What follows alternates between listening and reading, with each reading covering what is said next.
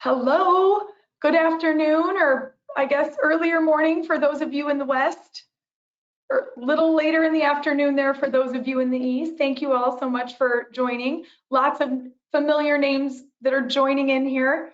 Any first timers, find yourself the questions and make sure that you get like all of your questions into me. You'll know where to use that within the control panel. I love seeing Bethany Mavronicles on early. Bethany, I think your perfect attendance award, well, let's be clear. I would ask you to design a perfect attendance award for yourself. Bethany Mavronicles, I think, has perfect attendance on our webinar series, but she's also the original creator of the Daily Fix, for those of you who don't know. So she's a creative genius, and I'd have to ask her to create the award that I would then give her for perfect attendance. So it would be more work for her. I probably should just recognize her this way. Thank you, Bethany. How are you? Oh, a couple first timers. Good morning. Yes, lots of. Where else are we having people from? Guaranteed Rate Affinity represented somewhere. Guaranteed Rate Insurance represented someplace. Anyone from the new Stearns group that's come into the retail group here? Any representation from there? I love it. GR Philly represented.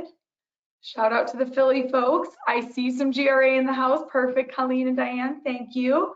Oh, Minnesota, don't forget that group. Hello, lots of a first timer. Shelly, glad to certainly have you. Well, you guys came in for an amazing topic. We're incredibly excited. If Guaranteed Rate has taught people here anything, it's about how to be flexible in order to be successful here. How can we kind of go with what's going on in the industry? The mortgage industry does that to us as well. So glad that many of you are finding. Rachel, Fort Wayne, Indiana.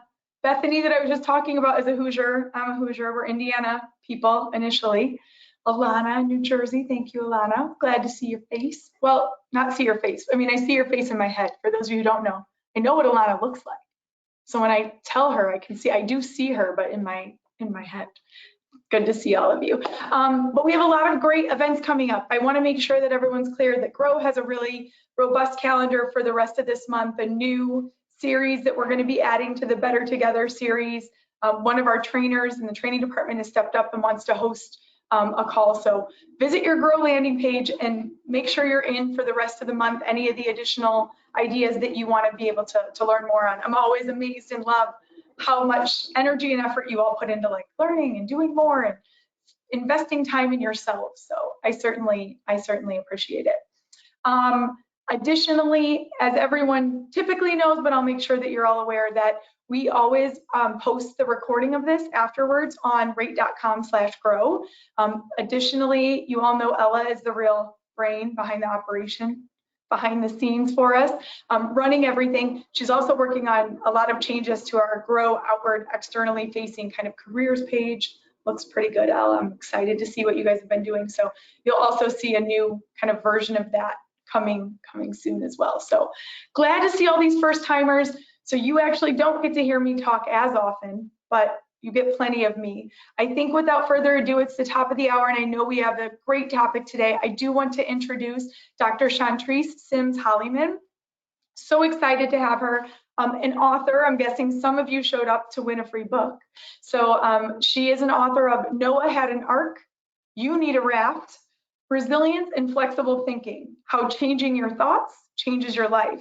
And certainly that spoke to me right to the, ooh, changing your thoughts changes your life. I love the entire idea of this topic. And I know you speak about many things, but we are lucky to have you on this topic for us today. Without further ado, I will let you take it from here, Dr. Chantrise. Well, thank you, Lizzie. And hello, everybody. I am super excited.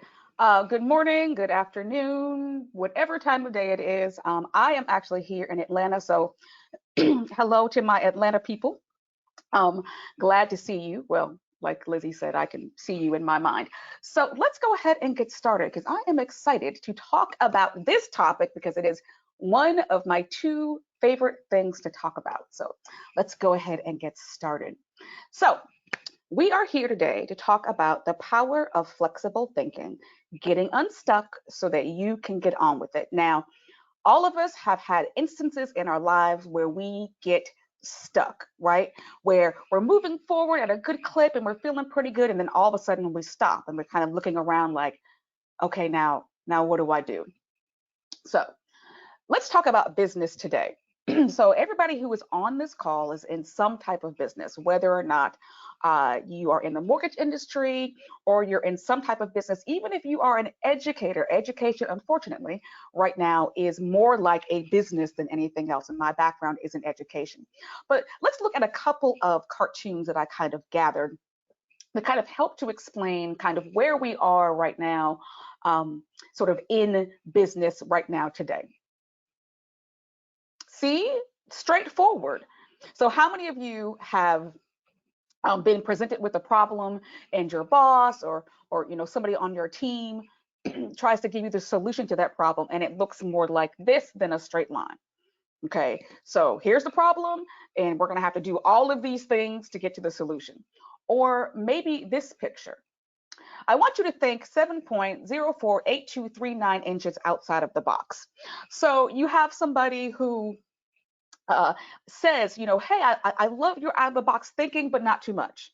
I only want you to be creative this much. I only want you to steer away from the norm this much. And, for me, that can get really frustrating. Or here's a cartoon that I think that quite a few of us can relate to, which is this one. Who wants change? I do. Who wants to change? So the truth of the matter is that all of us say that we want change. We want things to be different. We want things to be better. However, changing requires some sacrifice sometimes, and not all of us like change. But Ella has a poll that I want to have her put up. How do you respond to change? Like, what is your go-to response when you are presented with a change, especially one that you were not expecting? Oh, I love this. All right, be honest. I do not know who is answering which. So be honest here. Calm, cool, and collected. You tap into your inner Yoda. Good, I am.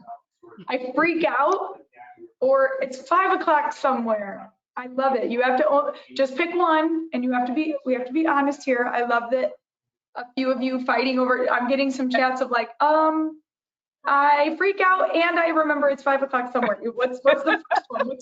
What's your usual response or usual thought on this one? I love the few of you like, well, it is 5 o'clock. Yeah, well, this business, you've all, whether you like the change or not, you've certainly adjusted to it, but what's your initial response? All right, Ella, the last few are saying, I can't decide. I've got to think here. Oh, very, very interesting. So I'm cool, calm, and collected, 20%. I tap into my inner Yoda. Good, I am, 27. I freak out, 27. And it's 5 o'clock. This is the most even poll we have ever seen. Wow. I love that. I love that. I will be very honest with you and say that prior to me really sort of embracing this concept of flexible thinking, I was a big, it's 5 o'clock somewhere. I'm just going to be honest with you. And if anybody is on this call who actually knows me personally knows that, to some degree, that I'm still that person, it's 5 o'clock somewhere. But we have some tools and some strategies that we can use, and it could still be 5 o'clock somewhere, not a problem with that. But we have some tools and some strategies that we can use in order to adjust to change a little bit better. And when you see them, well, we'll just get there. I don't want you to be all extra freaked out when you see them. I promise you, you'll be fine. All right, so we are coming out of, I hope, this pandemic, or in the words of my daughter, this panini press. So let's look at some of the soft skills that were significant or necessary, according to LinkedIn, prior to the pandemic. So we've got creativity, persuasion, collaboration, adaptability, and emotional intelligence. Now, the truth of the matter is I could actually talk about all 5 of those, but we're not going to talk about all 5 of those today. If you look at the arrows, you can get an idea of what it is that we are going to talk about. But now, this was from Q4, so this is the end of 2020. LinkedIn came back and said, okay, well, now there are our top 7 power, didn't mean to do that, our top 7 power skills, emotional intelligence. Okay, I am fiddling with let me just do this. There we go. Top 7 power skills: emotional intelligence, communication, adaptability, creativity, collaboration, leadership, and time management. Now, truth of the matter is also, I could probably talk about all 7 of these, but if you notice where the arrows are, adaptability and creativity, give you some inkling of what we're going to talk about today. Now, let's look at the fundamental 4 core leadership skills: self-awareness, which is actually emotional intelligence; communication, which is also emotional intelligence; influence; and learning agility. Learning agility. Know when to change course and help others to do so. Are you sensing a theme here? And then, just for good measure, top 5 leadership skills that leaders should have or be able to do: learning agility and lateral thinking. Now, if you're thinking, I don't know what lateral thinking is, that's okay, because we're getting ready to do a quick exercise to help you get an idea or get a feel for what we're talking about. So I cannot see you, but I'm going to trust that you are going to participate in this demonstration. So step 1, or part 1, I want you to scratch your nose. So however that looks for you, fingers, back of your hand, however.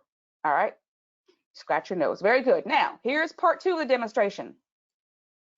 Without using your hands or your fingers, I want you to scratch your nose again.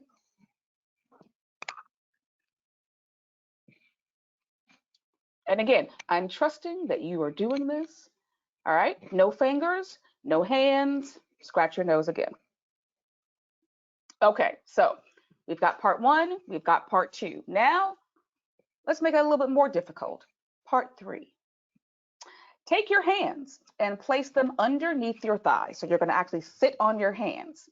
Now, I want you to use your imagination.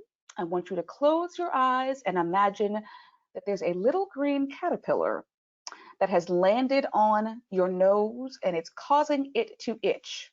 Now, without removing your hands from underneath your thighs or opening your eyes, I want you to scratch your nose again. Now, I'm glad that I can't see you because you're probably giving me the look. You all know the look, like, is this woman crazy? What is she talking about? How am I supposed to do this? But I want you to try. See if you can scratch your nose without using your hands or your fingers and with your eyes closed.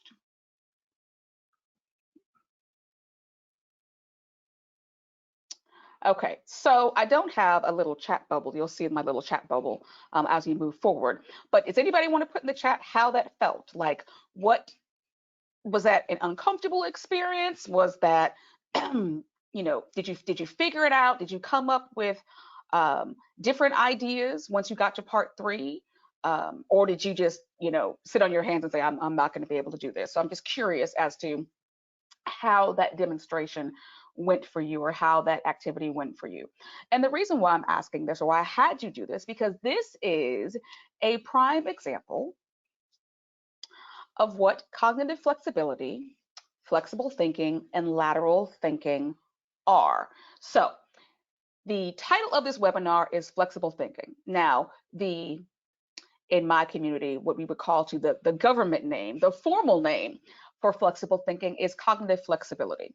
So what you just did really was an example of how you need to use cognitive flexibility. So what cognitive flexibility really is, it refers to our ability to stop one task and switch to another, or to think about multiple concepts at the same time. I'm going to give you another example of what that looks like.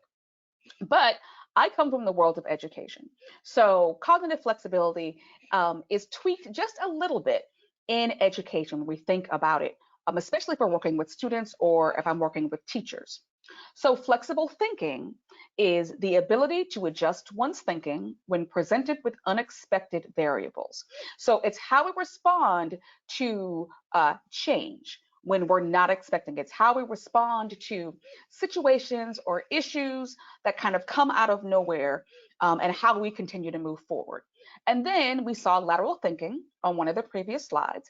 And so lateral thinking is simply how we solve problems using a creative approach, a creative approach, which is usually viewing the problem in a new and unusual light, like standing it on its head, looking at it from the bottom as opposed to the top. But we're going to get into that a little bit more.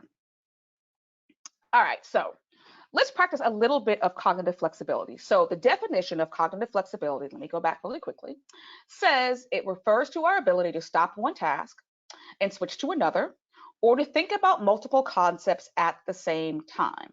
So I'm going to put a picture on the screen. What I want you to do is in your heads, and I wish that I was doing this in person so I could see you, but what I want you to do is I want you to read the color of the words, not the word itself. Read the color of the words, and I want you to do this out loud even though I can't hear you. Read the color of the words, not the words themselves, okay? And because I believe in demonstrating whenever I do a webinar, I'm going to be the sacrificial lamb here, and I'm going to do this. This is what cognitive flexibility looks like in action. So red, blue, orange, purple, orange, blue, green, red. So I read the colors of the words. Now look at line 3. What color is that word? It says blue, but what color is it? It's green. So here we go. Green, red, purple, blue. Blue, red, green, orange, red, green, or orange, purple, orange, blue, purple, green. Oh, okay, every time I do that, I think I'm going to be better than the last time I did it. No. But if you were able to get through that and read the colors, not the words, I want you to put a 1 in the chat. And then, Lizzie, you can tell me if there's how many ones. Now, if you weren't able to do it, you could say put a 2. Oh, yeah, I mean, I still feel like I need to tell everyone that the number 1 answer was beating their face on the front of the desk to scratch their nose. So for those of you I wasn't able to chat, those of you who said that was silly and I was rubbing my nose on my desk, that you were the version of number 1. Number 2 answer was the knee. So for those of you with flexibility, number 2 was the knee.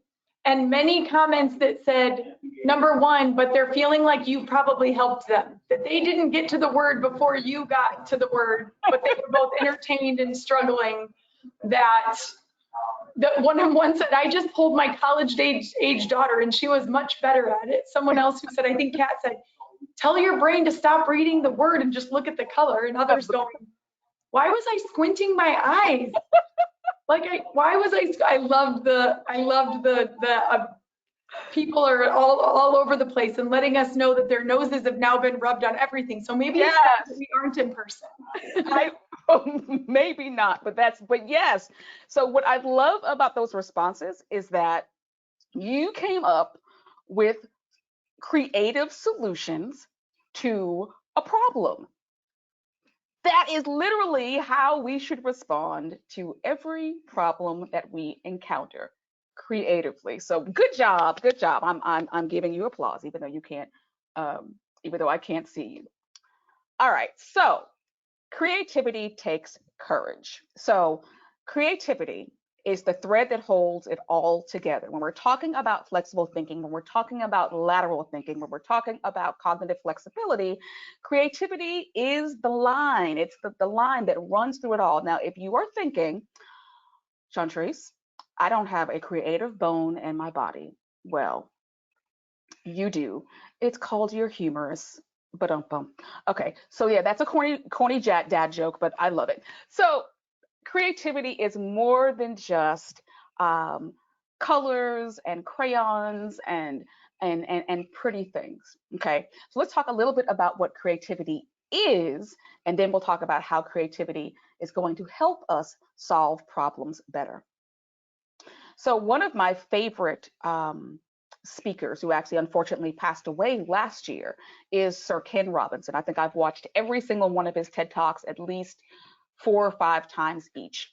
And when he was with us, he was considered to be one of the foremost experts on creativity and education, and how one of the flaws of education as we know it today is that we've sucked creativity out of it.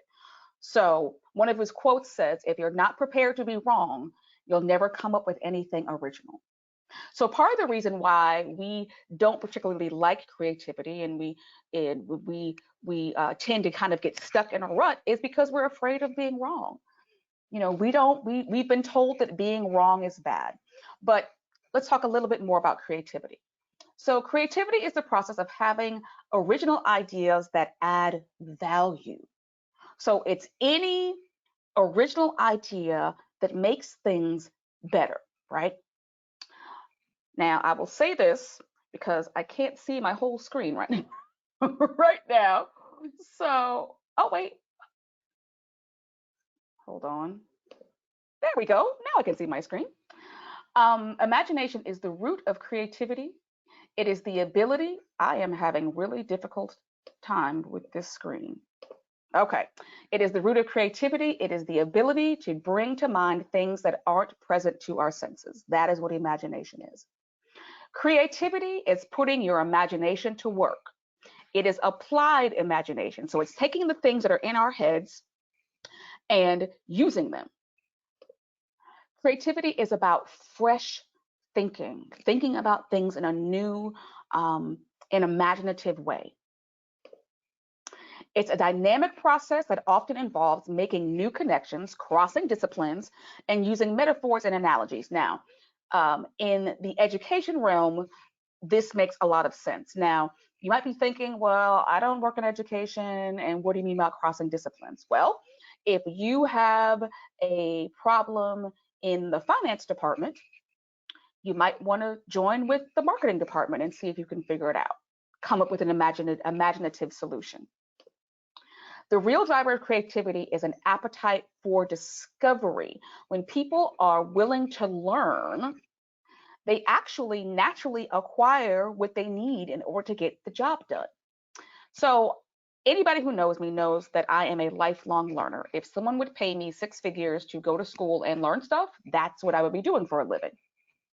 Now, everybody may not be that way, but when we put ourselves into a position or a posture of learning is a good thing, and learning can be fun, it's amazing what we can come up with.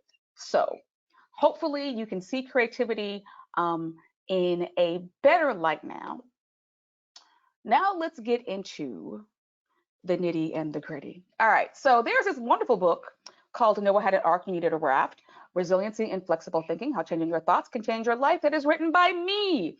I wrote this at the end of 2020, and I'll explain to you why I wrote it once I get to the end of the presentation.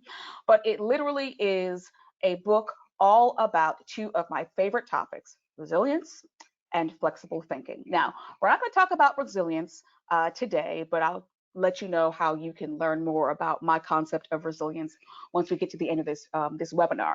But there are actually 8 ideas or 8 concepts that I've developed that relate to flexible thinking. But we don't have time to get through all 8, so we're going to get through 4.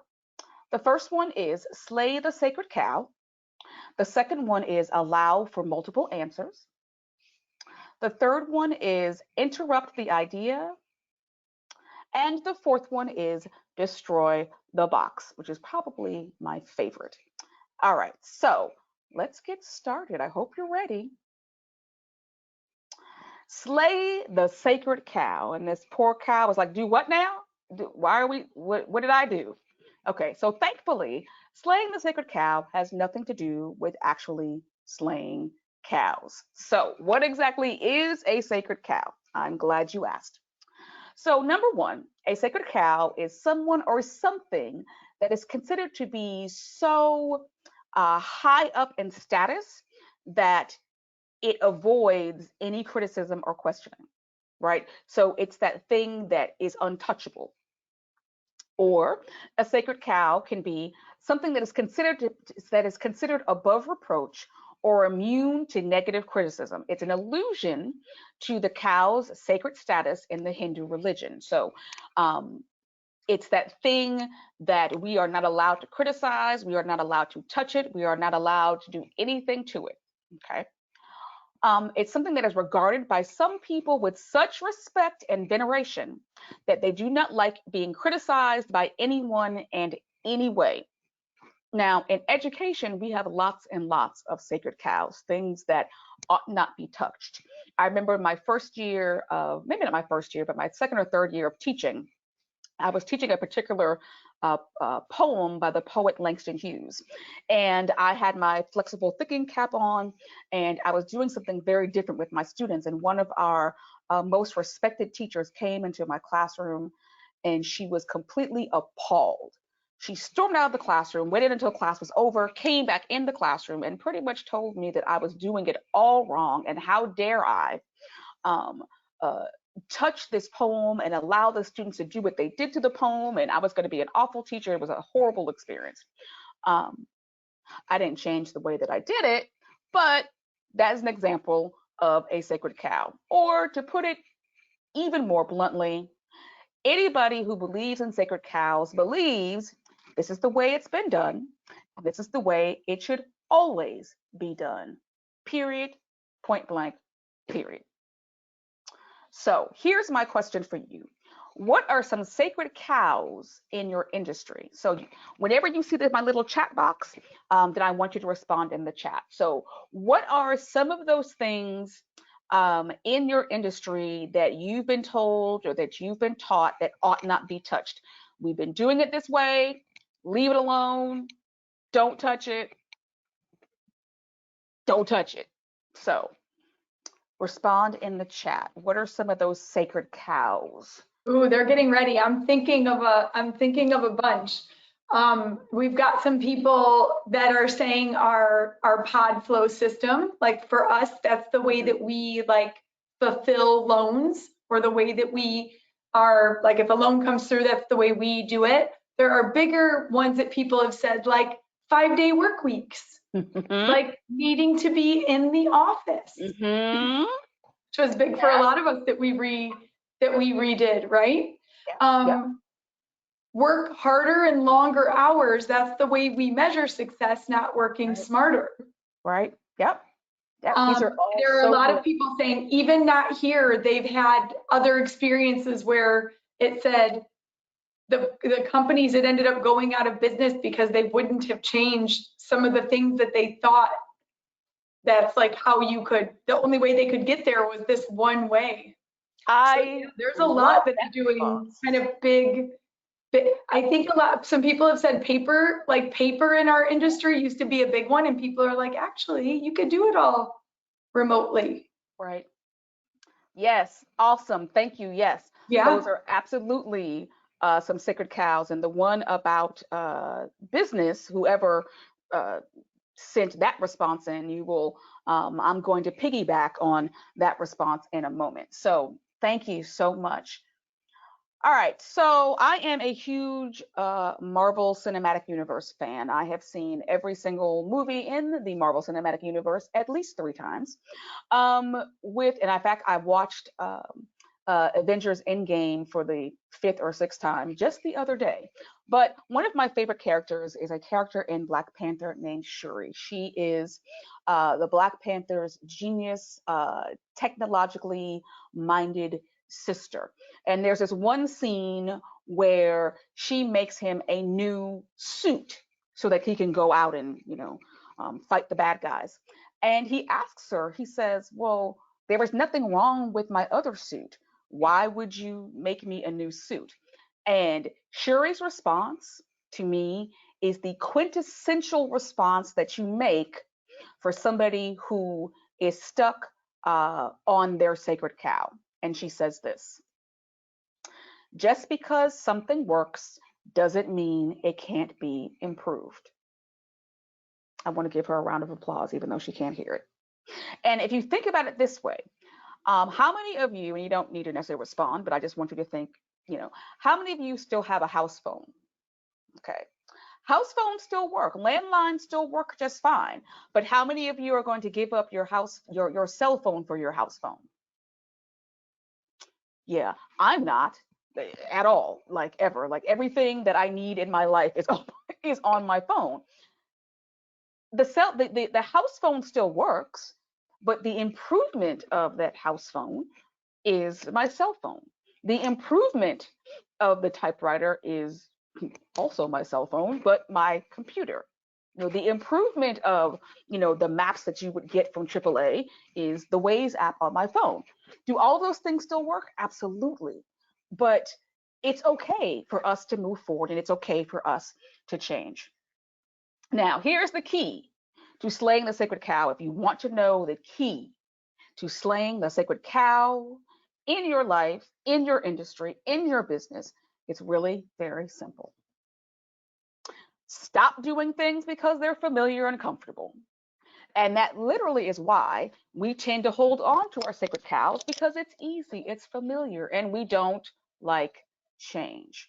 So I don't remember who it was, and I actually wasn't even told who it was, but someone mentioned a minute ago that there are businesses that have gone out of business because they didn't know how to change. So I've got a really good example for you. Let's see if this business looks at all familiar.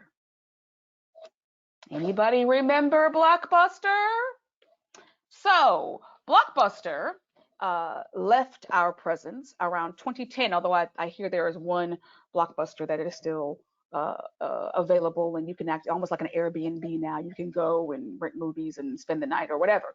But did you know that in 2000, Netflix approached Blockbuster with an offer to buy them out for $50 million? The CEO of Blockbuster didn't see the value of online movies, so he turned it down.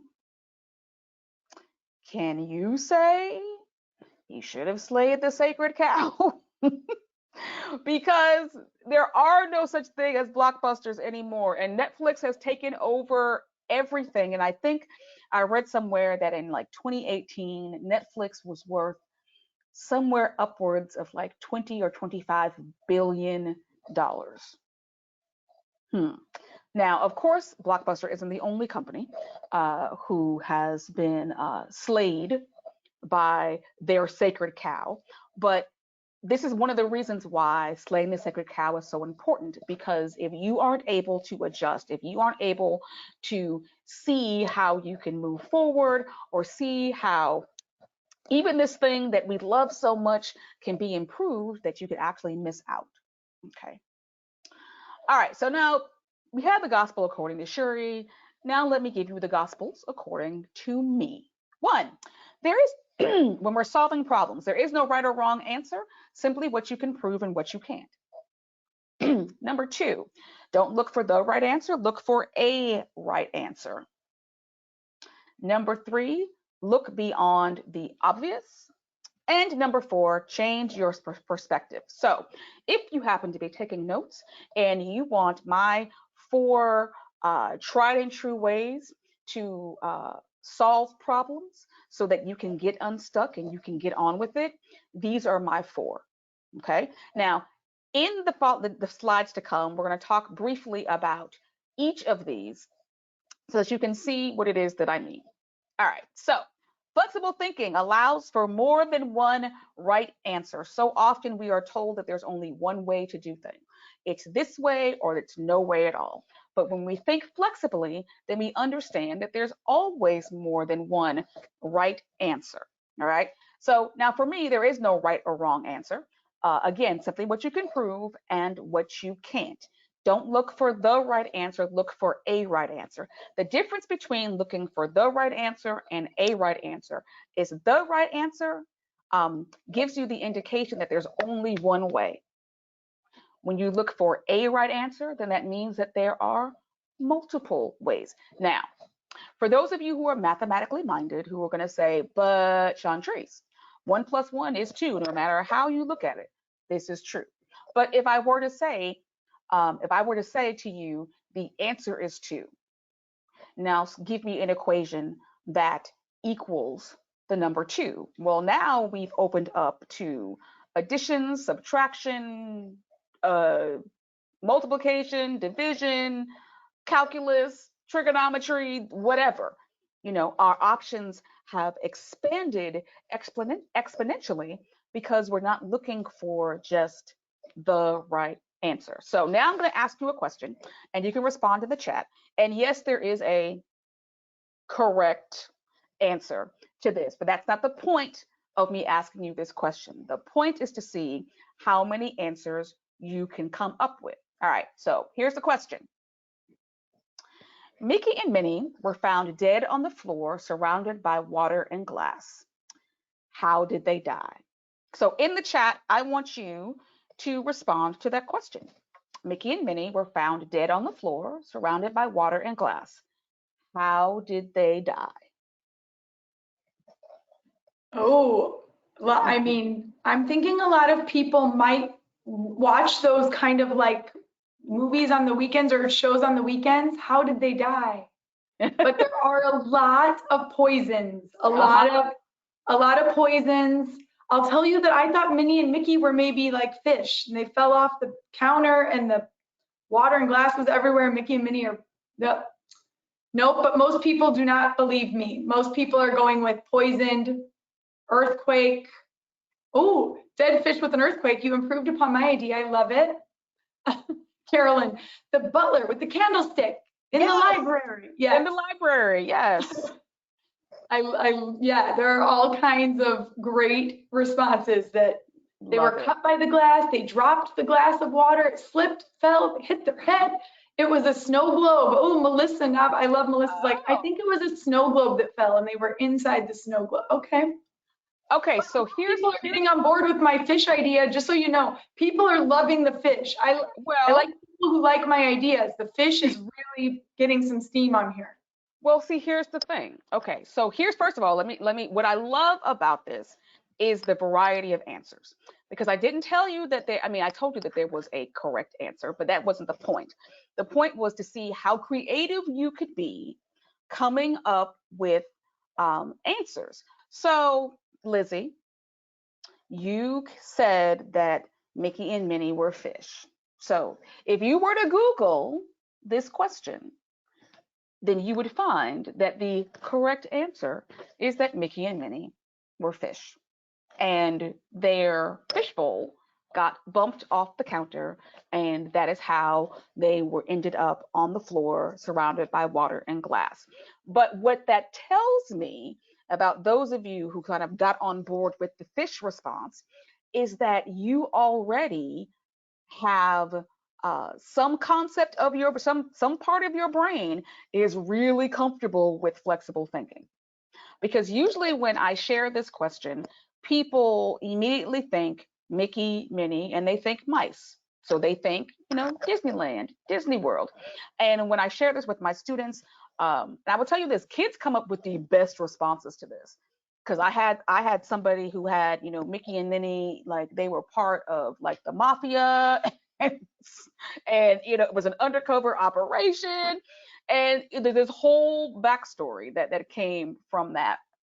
But yes, if you were to look up the correct answer, that is what it would be. But again, the point is to get us to understand that flexible thinking allows for a multiplicity of right answers. The fact that you said that Mickey and Minnie were poisoned isn't a wrong answer. If you said that Mickey and Minnie were in a snow globe, that's not a wrong answer. If you said that they were, part of the mafia, that's not a wrong answer. Not at all. But the idea is to come up with all of these kinds of answers One of them might be correct, especially when we're trying to solve problems. So think about that. All right, so flexible thinking also allows us to interrupt an idea and look beyond just the surface. So I'm going to show you a picture, and I want you to tell me how many faces are in the photo or in the picture. And I'm not going to keep it up here long, but I want you to look at this picture, and I want you to think about how many faces are in this picture.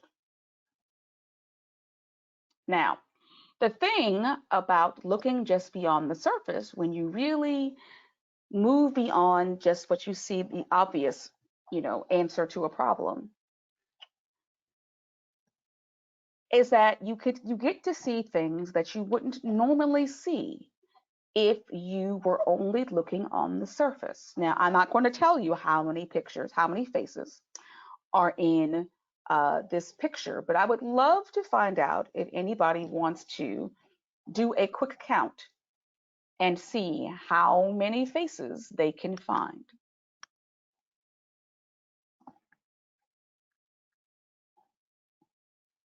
Oh, how they are all over the place. We have 14, I think, is the biggest I found. And then 6 seems to be the most like middle of the road common, like 6 seems to be the most common answer, I feel like. But again, I did see as many as 14. There's a few 7s and 8s, a few saying, hold on, wait. Now I see the other. Oh, wait, so there's a few of those. Yep. Folks want to count the half of the dog's face. Wait, I've got 6.5. Half of the dog. Yeah, there's a. I would count the dog's face. I usually count the dog's face. Okay, well you've got one of those. Another. Wait, even the bird. Wait, even the So see, good. Woo. Yeah. So this is one of my favorite. I love optical illusions for this reason, because these are the perfect example of how we should approach problems that we have. So if I go back one, the problem, when I asked you how many faces, you probably saw a couple. And the most obvious ones that kind of, jump out at you. But when you start to dig deeper, and when you look beyond the obvious, it's like a whole new world opens up for us. So when we're trying to solve problems, when we're trying to get unstuck, sometimes it makes sense to look beyond the obvious, to dig a little deeper, to kind of see, like, okay, well, I think the obvious answer to this is this, but if I turn my head sideways, now what? If I flip it upside down, then what? So very good. All right, flexible thinking allows us to think outside of the box and look beyond the obvious. I love this cartoon. They only taught me how to think outside of the box. I'm not trained for circles. So the quote that I love, and my father says this all the time, you don't have to think outside of the box if you don't get inside the box in the first place. So in my family, we are anti-box, and I learned that from my father when I was very, very young. He is the one who taught me about creativity and how creativity can be used to solve problems, especially in business. So when we think about flexible thinking, we want to think about looking at a problem from a different perspective. So A Whack on the Side of the Head is one of my all-time favorite books. Like I said, my father is the one who taught me at a very young age how to be more creative and not to let go of that creativity. See, when we become adults, a lot of times we think that creativity is for children. We think that it's child's play. But the truth of the matter is, if we went all the way back to those beginning slides at what skill sets, business leaders need to have, creativity is on the list. Prior to the pandemic, it was number 1.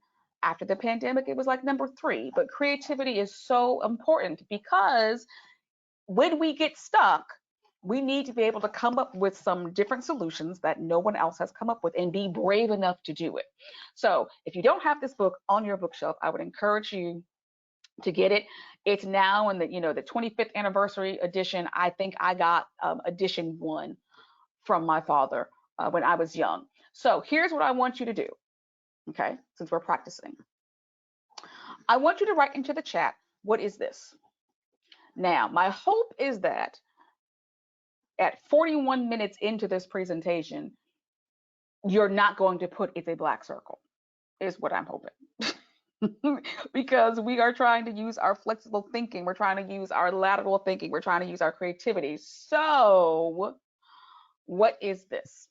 Put it in the chat. Put your ideas in the chat. Use your imagination and your creativity. What is this? Oh, and I'm going to wait a second because I feel like once I start reading some of these, then I'll be influencing them. But there are, all right, I think we're ready. There is a good amount of, this is the depth of a pothole, the back of a bowling ball, the top of a top hat, the aerial view of a close-up of a pencil. I love that, Allison. Very like endless possibilities, space to be creative, an eclipse. An eclipse and a black hole seem to be the smiley emoji eye. Yeah, see, I love that. I love that answer. Yeah. Yes. Yes. So creative. And that's the key. So again, while we are having fun, and this is fun, I don't want you to miss that when you are trying to solve problems, these same things, these same questions that I'm asking you, well, maybe not this particular one, but the same questions that I'm asking you are the same questions that you can be asking yourself about this problem. Like, okay, so this problem looks like this. It appears that there's only one solution, but what if I look at it like this? What if I look at it from over here? What if I think it looks like the eyeball of a smiling face emoji? All right, the idea again is just to get your brain working, to get your creative juices flowing so that you can find some creative solutions to your problems. Now, here's one more. Now, before you, oh, and by the way, this is actually the very first activity in a whack on the side of the head. That's actually where I get it from. Okay, now this looks like a bottle of wine, a glass of wine, a corkscrew, and a cork. The question that I want to ask you is, what else might this be? We know that obviously on the obvious level what it is, but what else might this be? Or what else could this be? And again, when I ask students this question, I usually end up in hysterics because of the answers that they come up with, because no one's told them that creativity is a bad thing, unlike most of us as adults. If you're anywhere close to being my age, and I'm almost 50, creativity was what you left behind in elementary school. Once you got to junior high or middle school, it was all about answering the correct question on the test.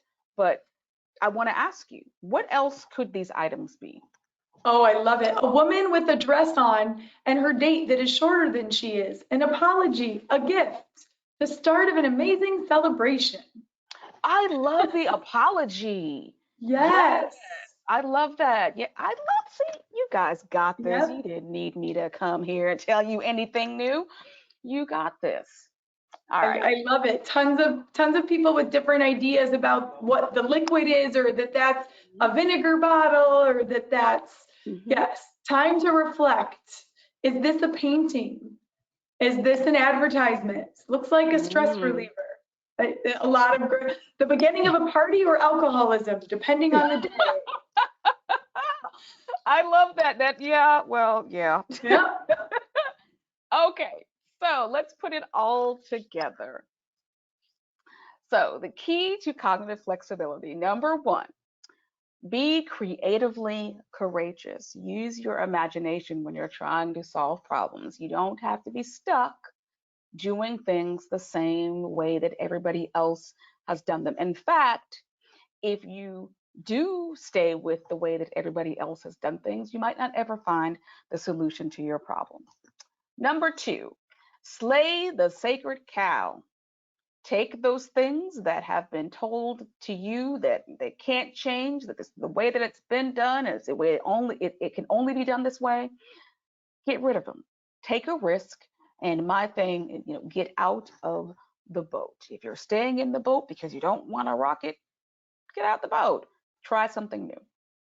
Number three, allow for multiple right answers. Remember, don't look for the right answer, look for a right answer and find as many of those a right answers as you can find.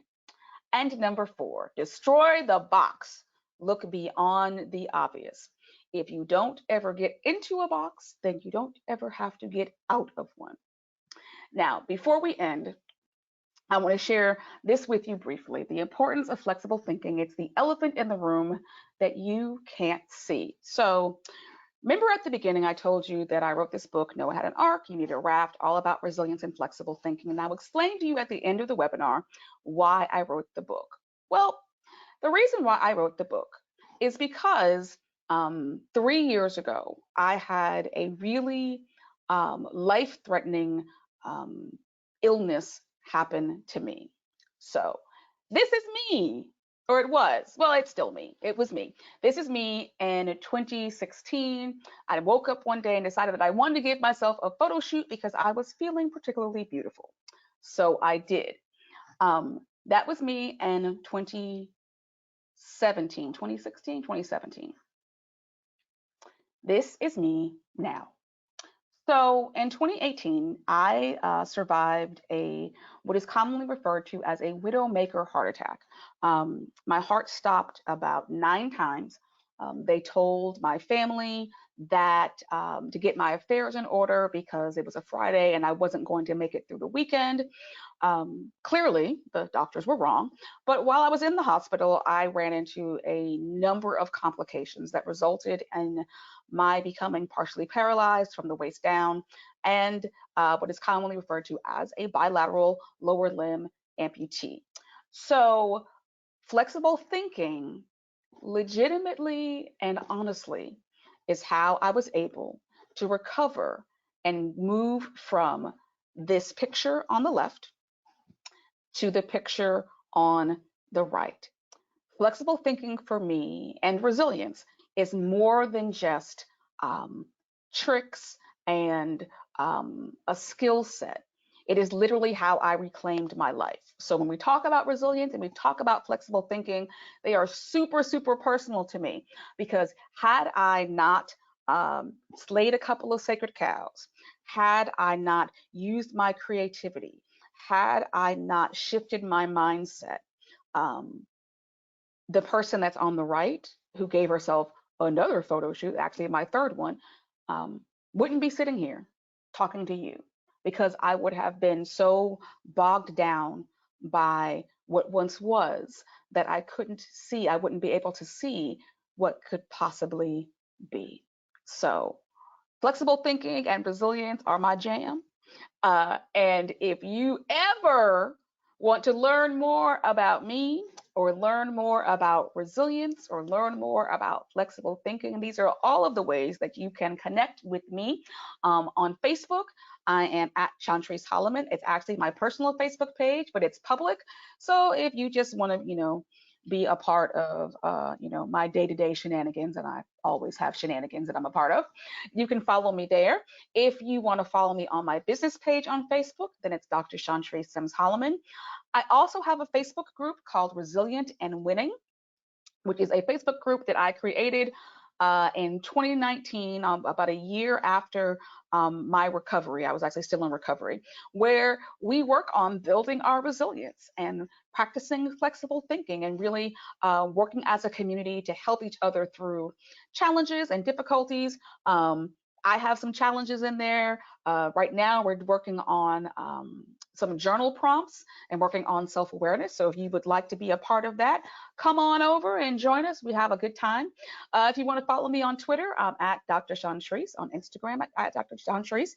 If you want to email me for any reason, info@drchantrise.com. And then there's my website, which is all about me, www.drchantrise.com. Now, the last thing I want to share with you is that I have, if you are interested in learning more about 7 ways to be resilient, this is a website that you can go to, and you can actually purchase a mini course if you are interested. You don't have to, but if you want more information on that, then you can go to the brillianceelearningsuite.com. And if you want to be part of my email list, because I have a whole bunch of stuff that I am cooking up, and if you want to be on the front end of getting all of that information, you can sign up at bit.ly/R&W sign up. Ooh, and that is the end of love it. my time with you guys. No, we need you just a few more minutes. I need to tell you the most amazingly long list of like, oh, thank you so much for sharing, and holy cow, and speaking of cows, and oh my gosh, you're so awesome and gorgeous. Your photo shoot in the second picture is stunning, and the amount of great, amazing folks that are reaching out to say thank you so much for sharing your story with us.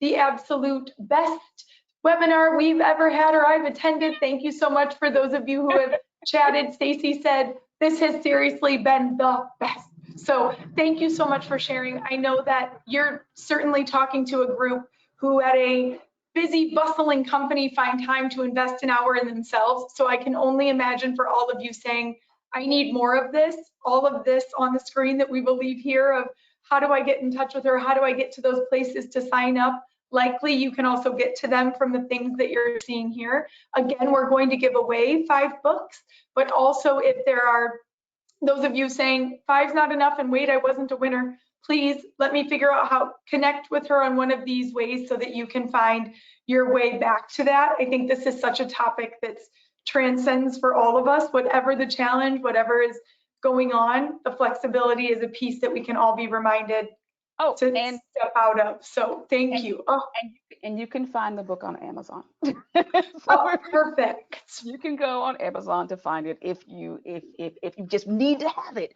Yeah, if you didn't get through the others. But I think signing up for any of your email content or other ways to be able to connect with you to be able to get more of this is hitting for people today saying, currently I'm feeling stuck. And I think for others who go, you're right, maybe right now I'm chugging along, but it'll be tomorrow or next week or next month when I need the kind of bridge to get me through. So I want to, again, share so much. So many of you who are saying, wait, but how did I sign up or did I miss that? Just a quick note, what we'll do is, like always, we will post this with the actual, with the webinar that we post, grow at rate.com/grow, so that you can then see exactly the presentation and you'll be able to get all of those quick. And Sherry's like, hey, quick note, there's only 15 copies left on Amazon, folks. So for those of you not waiting until you are able to find out if you're a winner, I guess you can always, this is one of those good books to pass on if you ended up with 2. So the name of the book, as a reminder, is Noah Had an Ark, You Need a Raft. Resilience and Flexible Thinking, How Changing Your Thoughts Can Change Your Life. So many great words. I look forward to potentially, maybe we can talk you into another session, because you did say you could talk to us about resiliency. I can. Something we could all have. So thank you so much. We appreciate you coming out to talk to us today. Although I guess you don't have to come out anymore. You just show up. Come in front of the computer. Oh, wait, hold on. Can you not? Hold on, wait. Oh, we can see you and hear you.